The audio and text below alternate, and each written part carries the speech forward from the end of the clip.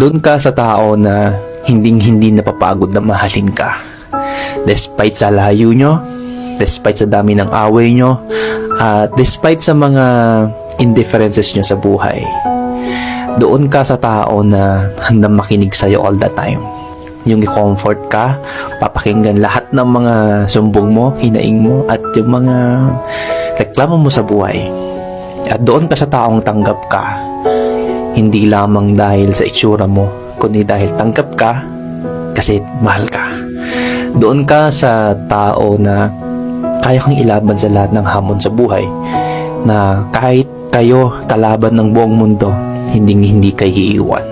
Doon ka sa tao na kahit anong sinasabi ng iba, hindi niya pinapakinggan dahil lang mahalaga relasyon nyo at kayo.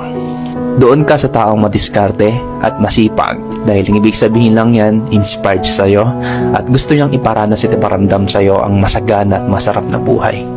Doon ka sa tao na kahit magkalayo kayo ay hindi siya gumagawa ng kalokohan na ikakasira ng tiwala nyo at ng relasyon nyo dalawa. Dahil para sa kanya, naiintindihan niya na para magkaroon ng masayang relasyon, dapat loyal at faithful ka.